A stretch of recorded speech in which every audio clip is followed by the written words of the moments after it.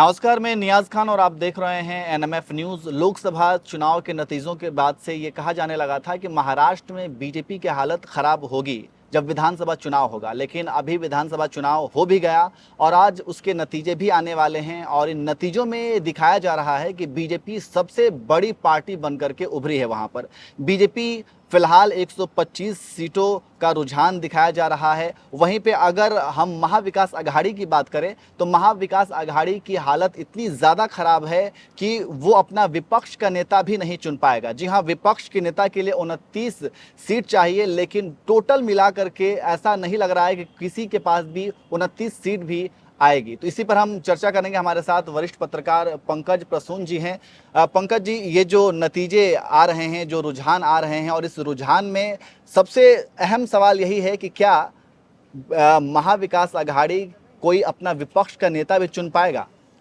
देखिए नियाज, मुझे उम्मीद ये थी कि कांग्रेस अभी वहां 22 सीट पे आगे है, तो हो सकता है कि शाम तक 29 सीट हो जाए। फिर मैंने डिटेल्स निकाला और 4-5 सीटें ऐसी हैं जहां कांग्रेस लीड तो कर रही है, लेकिन उसका मार्जिन 400-500 है। जैसे पहली सीट है नवापुर सीट, वहां श्री कृष्ण कुमार नाइक हैं, वो सिर्फ 497 वोटों से आगे हैं। अभी 24 राउंड में से 19 राउंड की गिनती हुई है, हो सकता है ये भी हार जाए। एक 607 वोट से आगे चल रहे हैं चिखली सीट से, ये राहुल बॉन्डरे हैं ये। यहाँ भी अभी 16 राउंड की गिनती हुई है 23 राउंड की गिनती में से। फिर 175 वोट से सिर्फ आगे है वर्धा से, शेखर सेंडे नाम है इनका। उसके बाद एक और सीट है 321 वोट से आगे हैं साकोली से नाना पटोले कितने से आगे हैं? सिर्फ 121 वोट से। कांग्रेस अध्यक्ष हैं। हाँ, ये कांग्रेस अध्यक्ष है, इनके खुद के बांधे पड़े हुए हैं। तो उसके बाद 321 के बाद हो गया। तो समझिए कि ये 5 सीटें ऐसी हैं जहां कांग्रेस आगे तो है, पर उसकी लीड 200, 300, 400 है। अगर ये भी हार गई, क्योंकि काफी राउंड की गिनती बाकी है, तब क्या होगा? और नाना पटोले शुरू से बहुत आगे चल रहे थे। अभी मुझे तो हैरानी हुई कि वो अगर नाना पटोले 321 वोट से आगे हैं तो कुछ भी हो सकता है। 321 क्या ही मैंने रखा अभी भी वहां 7 राउंड की गिनती बाकी है ना, इसीलिए शुरुआत में 20-22 हजार का लीड लिए हुए थे और फिर आते आते 300 का लीड लिए। तो इसका मतलब कि कांग्रेस के प्रदेश अध्यक्ष की भी हालत बेहद खराब है। और पहली बार महाराष्ट्र के इतिहास में शायद ऐसा हो कि नेता प्रतिपक्ष भी नसीब न हो विपक्ष के किसी पार्टी को। कंप्लीट राउट, सुनामी, देवा भाव का जलवा बोल रहा है। देवा भाव बिल्कुल और अकेले भारतीय जनता पार्टी सरकार बनाने की कंडीशन में है, क्योंकि आप सिर्फ दिखा रहे कि 125 से 130 सीटों पर वो आगे है, पर ये नहीं दिखा रहे 17 निर्दलीय भी हैं। और बाकी जलवा तो जानते ही हैं, शाह जी का, देवा भाव का। बिल्कुल, लेकिन वो कब क्या कर ले। लेकिन ये जो जलवा, यही जलवा झारखंड में नहीं दिखा, लेकिन महाराष्ट्र में ये चीज़ें दिखी हैं। लेकिन महाराष्ट्र में अगर ये रिजल्ट आ रहा है पंकज जी, तो क्या लगता है कि कुछ नारे जो दिए गए थे, उन नारों का एक पॉजिटिव इम्पैक्ट पड़ा है? नहीं, मैं आपको बताता हूँ। नारे चुनाव के दौरान दिए जाते हैं, कर्म चुनाव के पहले किया जाता है। लोकसभा चुनाव के बाद 3-4 मेजर चेंजेस हुए हैं महाराष्ट्र में, जो कि शायद दिल्ली के पत्रकार पकड़ नहीं सके। लाडकी बहना योजना तो आप जान ही रहे हैं, 5 किस्त आई है हर महिला के खाते में, और कहा यह जा रहा है कि 2 करोड़ महिलाओं के खाते में पैसे डाले गए हैं। मैं 50 लाख महिलाओं को मान भी लेता हूं कि नहीं दिया होगा, लेकिन कुछ तो आंखों में पानी रहता है ना। अगर उनमें से 1.5 करोड़ वोट बढ़ने का मतलब, पता है, लोकसभा में सीटों का अंतर बहुत था, लेकिन 45.7% वोट मिले थे उस वक्त महाविकास अघाड़ी को, और 45.1% वोट महायुति को मिले थे। अंतर कितना था? 0.6% का। और वोटों का अंतर कितना था? महज 1 करोड़ वोट का अंतर। अगर 1.5 करोड़ सिर्फ एक योजना के कारण मिला है, और समझिए फार्मर्स डिस्ट्रेस के कारण मराठवाड़ा, विदर्भा में उस वक्त बीजेपी के खिलाफ माहौल बना था। उसके बाद क्या किया इन्होंने? प्याज का एक्सपोर्ट था, उस पे जो बैन लगा हुआ था वो हटा लिया, प्याज वाले किसान खुश। उसके बाद जो भी किसान 6 हॉर्स पावर तक अगर आप पंप का इस्तेमाल करते हैं तो आपका बिजली मुफ्त। ये काम किया है, तो किसानों को एड्रेस करने की कोशिश की। उसके बाद जब हम नागपुर के आसपास के एरिया जाते हैं तो वहाँ बाबा साहब भीमराव अम्बेडकर का बहुत प्रभाव है और वहीं दीक्षा वगैरह भी ली थी। पिछले चुनाव में ये हुआ था कि जो बौद्ध दलित हैं उन्होंने महाविकास अघाड़ी को वोट दिया था। लोकसभा चुनाव के बाद किरण रिजिजू जो कि अल्पसंख्यक मंत्री हैं, वो 17 दौरे किए उन्होंने उस इलाके में। उन्होंने बौद्ध दलितों के बीच जाकर एक बात कही सिर्फ कि देखिए मैं बौद्ध दलित हूं, अगर मोदी जी को संविधान खत्म करना होता या आरक्षण खत्म करना होता तो एक दलित को अल्पसंख्यक मंत्री क्यों बनाते? आज तक अल्पसंख्यक मंत्री जो भी बनता रहा है मुसलमान बनता रहा है। तो अगर मुझे अल्पसंख्यक मंत्री बनाया तो बताइए, बौद्ध दलितों से पूछ रहे थे कि आप क्या चाहते हैं, एक बौद्ध जो है वो अल्पसंख्यक मंत्री रहे या फिर से कोई मुसलमान बने? आप ही बताइए, जवाब दीजिए। दूसरी बात उन्होंने कही कि आरक्षण खत्म कर देंगे, संविधान खत्म कर देंगे। आपने इस पे वोट किया। मैं कानून मंत्री था। आप बताइए कि एक दलित वहां बैठा हुआ है, एक बौद्ध दलित बैठा हुआ है, वो कभी बाबा साहब भीमराव अंबेडकर के संविधान पे आंच आने देगा? आप बताइए कि आपका दिल स्वीकार करता है? इस तरह की बातें की वहां पे। तीसरा जो वहां परिवर्तन हुआ था, एक वहां वरकरी समुदाय है महाराष्ट्र में, काफी फॉलोअर्स हैं, 1-1.5 करोड़ टोटल उनके फॉलोअर्स हैं। पंढरपुर एक शहर है जो उनकी आध्यात्मिक राजधानी है, विट्ठल स्वामी का मंदिर है और भगवान विट्ठल को वो लोग पूजते हैं। वरकरी का मतलब होता है, वर मतलब वहां पर्यटन, मतलब जो तीर्थ यात्रा, और करी मतलब करने वाला, जो तीर्थ यात्रा करता है वो वरकरी है। आरएसएस ने वरकरी समुदाय के लोगों के छोटे छोटे गुच्छों को तीर्थ यात्रा करवाया, 20 आदमी को, 30 आदमी को, 40 आदमी को, ये करते करते वरकरी समुदाय को। तो इधर से प्रयास ये था कि जो भी वोट हमारे प्रोबेबल आ सकते हैं, चाहे बौद्ध दलितों का वोट आ सकता है, फार्मर्स का वोट आ सकता है, वरकरी समुदाय का वोट आ सकता है। काफी मेहनत की है मराठवाड़ा और विदर्भा में, जहां वो पिछली बार लूज किए थे लोकसभा चुनाव में। मैं मान के चलता हूं कि दोनों के वोट का अंतर 0.6% था। इन्होंने मेहनत करके अगर 1.5% वोट भी बढ़ाए हैं, 1.5% तो सिर्फ लाडकी लक्ष्मी योजना के कारण है, किसान के कारण, बौद्ध दलितों के कारण अगर बढ़ाए हैं तो उसका रिजल्ट दिख रहा है। अगर दोनों के वोट में अगर 200 से ऊपर है महायुति, तो इसे सुनामी ही तो बोलेंगे। कौन क्या बोलेंगे? समाज का कौन किस तबके ने नहीं दिया होगा? और फिर जो ये जो हम जात पात ये करते हैं ना, एक बार जब हवा चलती है ना तो फिर सारे जात का बंधन टूटता है।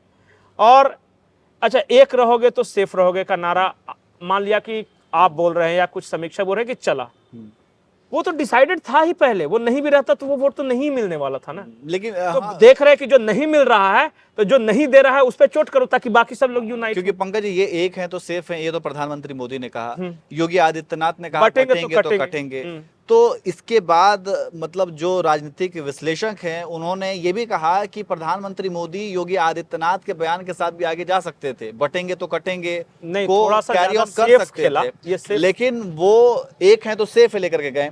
इसके अलावा अजीत पवार जो कि महायुति के हिस्सा हैं, उन्होंने कहा कि बटेंगे तो कटेंगे महाराष्ट्र में नहीं चलेगा, ये झारखंड और यूपी में चलता होगा। पंकजा मुंडे उन्होंने भी यही बात कही। इसके अलावा अशोक चौहान उन्होंने भी यही बात कही। तो देखिए मैं बताता हूं, अशोक चौहान का दर्द कुछ और था। वो भारतीय जनता पार्टी में आए थे, मराठा नेता हैं, उन्हें लग रहा था कि मराठा होने की वजह से उन्हें बहुत ज्यादा वैल्यू मिलेगा, पर उतना नहीं मिला जितने उन्हें उम्मीद थी। पंकजा मुंडे भी दरकिनार हैं वो सब। उन्हें लगता था कि देवेंद्र फडणवीस से ज्यादा बड़े नेता मैं हूं, चूंकि मैं ओबीसी हूं, देवेंद्र फडणवीस ब्राह्मण हैं, तो ओबीसी की संख्या ज्यादा है, इसलिए स्वाभाविक तौर पे मैं बड़ी नेता हूं और मैं गोपीनाथ मुंडे की बेटी भी हूं। तो इस वजह से उनकी व्यक्तिगत नाराजगी थी। अजीत पवार के बारे में अंतिम तक भारतीय जनता पार्टी के जो वोटर थे उनके मन में एक शंका थी कि ये रहेगा कि जाएगा, इधर रहेगा ना, टिकेगा ना। आज मैं फिर से बोल रहा हूं, अगर क्लोज फाइट होता और अगर मान लिया कि महज कुछ सीटों का अंतर होता तो अजीत पवार जैसे नेता के बारे में कुछ नहीं कहा जा सकता था। हो सकता था बाद में चाचा का नाम लेके चले जाते। तो ये तीनों की समस्या अलग है। मैं ये ओवरऑल चुनाव को देख रहा हूं। ओवरऑल चुनाव को देखते हुए मुझे ऐसा लगता है कि रणनीतिकार के रूप में देवेंद्र फडणवीस एक्सीलेंट, लोगों से कनेक्ट के मामले में एकनाथ शिंदे एक्सीलेंट, वहां के लोगों से जितना संपर्क है एकनाथ शिंदे का एक्सीलेंट है। वो बार बार बोलते थे कि घर पे रह के राजनीति नहीं होती, आपको लोगों के बीच जाना पड़ता है, फेसबुक लाइव से राजनीति नहीं होती, ट्विटर पे राजनीति नहीं होती। शिवसेना उद्धव ठाकरे फेसबुक लाइव कर रहा है, वो रोज मीडिया में बयान दे रहे हैं, संजय राउत ट्वीट कर रहे हैं, और ये क्या कर रहे थे, लोगों के बीच में थे, उनके बीच जाकर ये कर रहे थे। तो एकनाथ शिंदे की जितनी तारीफ की जाए कम है, बहुत मेहनत किया है, पार्टी संगठन आरएसएस बहुत लगी है, देवेंद्र फडणवीस की रणनीति काम आई, एक तरफा रिजल्ट है, इसमें कोई बहाना भी नहीं हो सकता। लेकिन एक चीज, एक आखिरी सवाल, कि आपको क्या लगता है कि अगर महायुति गठबंधन की बात करें या फिर महाविकास अघाड़ी की बात करें, तो ये जो है एक गठबंधन, राजनीतिक मजबूरी वाला गठबंधन है, वैचारिक गठबंधन नहीं है। अगर आप महायुति में देखें तो बीजेपी है, शिंदे है, एनसीपी है, इनकी विचारधारा बिल्कुल अलग है। उसी तरीके से महाविकास अघाड़ी में देखें तो इंडियन नेशनल कांग्रेस है, यूबीटी है और एनसीपी है, इनकी भी विचारधारा बहुत हद तक मेल नहीं खाती, उधर भी नहीं मेल खाती है। तो आपको लगता है कि ये सब कुछ तो चुनाव हो गया, तो ये आगे भी सेम ऐसा चलता रहेगा या फिर ये अलग अलग हो जाएंगे? नहीं, देखिए, ये मजबूरी का नाम महात्मा गांधी है।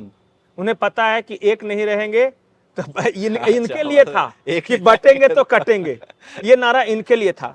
अच्छा बताइए एक बात, कि लोकसभा चुनाव में सब साथ मिलकर लड़े थे ना, अच्छी सफलता भी मिली, लेकिन विधानसभा चुनाव में इन्होंने गड़बड़ी क्या की वो मैं बताता हूँ। अभी मतलब कि बच्चा हुआ नहीं, मिठाई पहले बांटना शुरू कर दिया, सीएम कौन बनेगा। अरे लेकिन यही बात तो हरियाणा में भी कांग्रेस ने किया। हाँ, सीएम कौन बनेगा। हरियाणा में तो बकायदा मान लिया कि नेक्स्ट डे जो रिजल्ट आने वाला था उसके एक शाम पहले मीटिंग हुई थी हुड्डा जी के आवास पे, और वहां मंत्रालय बांटे जा रहे थे कि तुम ये मंत्री बनोगे, तुम ये मंत्री बनोगे, इतना श्योर थे। और महाराष्ट्र में वही हुआ। चुनाव परिणाम आने के पहले उद्धव ठाकरे की पार्टी के नेता बोल रहे हैं कि हम बनेंगे, नाना पटोले बोल रहे हैं कांग्रेस का बनेगा, लो बन लो। अब तो नेता प्रतिपक्ष भी बनने पे आफत है। हो सकता है कि सब मिलके बोले कि नहीं भाई, पार्टी नहीं माना जाएगा, गठबंधन अगर 29 पूरा हो गया तब दे दीजिए। ये भी नियम ऐसा नहीं है, नियम पार्टी को होना पड़ता है। वहां गठबंधन संविधान में नहीं लिखा है, संविधान में लिखा है कि मिनिमम सीट जो पार्टी गेन करेगी वो। अब 29 सीट आने के चांसेस मुझे तो नहीं लग रहे हैं। 22 सीट कांग्रेस का हो, शाम तक 29 आ जाए, तब इन लोग को मिठाई बांटना चाहिए, जलेबी बांटना चाहिए, वो फैक्ट्री वाली, कि चलो कम से कम नेता प्रतिपक्ष बन गए, नहीं तो और तो कोई चांस नहीं है। मैं बार बार चुनाव के पहले भी और आज भी बोल रहा हूँ, ऐसा नहीं कि चुनाव परिणाम देख के मैं बोल रहा हूँ, Uddhav Thackeray is a great fall. Bala Saheb Thackeray की लीगेसी के साथ वो आए, बहुत बड़ी पार्टी थी, उनकी सरकार के अंदर, उनके गृह मंत्रालय के अंदर उनके विधायकों को लेकर चले गए, इनको पता नहीं पड़ा चला। इसका मतलब आपका इंटेलिजेंस बिल्कुल फेल्योर। बिल्कुल। कैसे आप नेता हैं भाई जो आपकी पार्टी में मान लिया कि 1-2 विधायक अगर कानाफूसी कर रहा है, नहीं पता चल रहा है, 40-40 विधायक आपके खिलाफ बागी हो गए, आपको पता नहीं चल रहा है, इसका मतलब आप लेड़ हैं, बकलोल हैं आपको राजनीति करनी नहीं आती। और जाने के बाद भी आपने क्या किया, गद्दार है, गद्दार है। अच्छा, आप जब साथ में भाजपा के चुनाव जीत कर आए, सरकार बनाई, आप भाग गए तो आप गद्दार नहीं है। और वो चला गया जहां पे जिस बिना पे वो जीत के आया था उसके पास चला गया तो गद्दार। ऐसे नहीं चलता। आज के तारीख में उद्धव ठाकरे के पास संजय राउत और बेटे आदित्य ठाकरे के अलावा कोई नहीं। कार्यकर्ता निराश हैं, विचारधारा छोड़ दी है वो। अब आते हैं अंतिम में शरद पवार की पार्टी। शरद पवार ने पार्टी क्यों बनाई थी? कांग्रेस में थे, बड़े नेता थे, एग्रीकल्चर मिनिस्टर थे, प्रधानमंत्री बनने के रेस में थे, क्यों बनाई थी? राष्ट्रवादी कांग्रेस पार्टी, इसलिए ना सोनिया गांधी के विदेशी मूल के मुद्दे पर। और बनाने के बाद क्या किया? तो फिर बनाने की जरूरत क्या थी? अगर इन्हीं के साथ आना तो बनाया क्यों? वहां ज्यादा सम्मानित थे, बनाया इसलिए। और अंत में आते आते शरद पवार, इतने बार शरद पवार मतलब तेज, शरद पवार मतलब चाणक्य, शरद पवार मतलब कुछ भी कर सकते हैं। तो मैंने बार बार बोला है, जनता को बहुत ज्यादा तेज आदमी पसंद नहीं है, थोड़ा सा भोला होना चाहिए। इतने ज्यादा तेज मत बनो कि जनता भी शक करने लगे कि पता नहीं इसका कर देंगे तो क्या कर लेगा। मेरे हिसाब से शरद पवार अपने राजनीतिक ढलान पे हैं। एक चुनाव लड़ लें तो लड़ लें, उम्र भी अब है ना, कब तक करेंगे? उन्होंने अंतिम में कोशिश की अपनी बेटी सुप्रिया सुले को राजनीति में एस्टेब्लिश करने की। अब जो मैं आगे फ्यूचर देख रहा हूं, सुप्रिया सुले अजीत दादा के साथ आ रही हैं, एक सिर्फ एक प्रॉमिस पे कि वैसे भी राज्यसभा है, इनको एक राज्यसभा चाहिए, एनसीपी वापस आ रहा है, शरद पवार राजनीतिक संन्यास, दोनों के सर पे हाथ रख के आशीर्वाद का ये करेंगे, ये सबसे बेहतर कंडीशन उनके लिए, और मुझे मेरे हिसाब से और कुछ नहीं समझ में आ रहा। लेकिन अजीत पवार को लेकर के ये भी कहा जाता है कि वो इसलिए सिर्फ गए हैं क्योंकि उनके ऊपर पता है कि आदर्श सोसाइटी घोटाले का। नहीं, वो तो बहुत दिन से था, वो ये आज का थोड़ी ना था आदर्श सोसाइटी, उसके बाद 3 बार तो उप मुख्यमंत्री रहे वो। तो अगर वो सिंचाई घोटाला या आदर्श सोसाइटी स्कैम वो कारगिल के जमाने में हुआ था, उसके बाद चाहती तो भारतीय जनता पार्टी की सरकार रही, देवेंद्र फडणवीस 5 साल रहे, उस कारण से नहीं थे। अजीत पवार इसलिए आए कि उनको चांस नहीं लग रहा था, आखिर आदमी उप मुख्यमंत्री रहते रहते ऊब गया था, उसको लग रहा था कभी तो कभी मुख्यमंत्री ही बनाए, प्रमोशन किसको नहीं चाहिए। और वहां जैसे ही शरद पवार ने सुप्रिया सुले को आगे किया, इनकी समझ में आ गया कि अब यहाँ स्कोप नहीं है, तो दूसरा चांस लिया जाए, हो सकता है भविष्य में सीटें आ जाए, बार्गेन करके बीजेपी का इतिहास रहा है ना कि अपने कितनी भी सीटें ले आए लेकिन कम सीट वाले सहयोगी को ही बना देते हैं, तो इन्होंने चांस लिया, और यहाँ तो कोई चांस ही नहीं था। एनसीपी को कोई चांस देता भी तो शरद पवार अपनी बेटी को खड़ा करते। चलिए, तो कुल मिलाकर के सवाल यही है कि क्या महाविकास आघाड़ी की तरफ से कोई विपक्ष का नेता भी बन पाएगा या नहीं बन पाएगा, क्योंकि उसके लिए भी 29 सीट चाहिए मिनिमम विपक्ष का नेता बनने के लिए, लेकिन शायद वो भी आता हुआ नहीं दिख रहा है। आपको क्या लगता है, शाम तक सारी चीज़ें फाइनल हो जाएंगी, लेकिन आपको क्या लगता है कि विपक्ष का नेता बन पाएगा महाराष्ट्र में या नहीं बन पाएगा? कमेंट करके ज़रूर बताएं।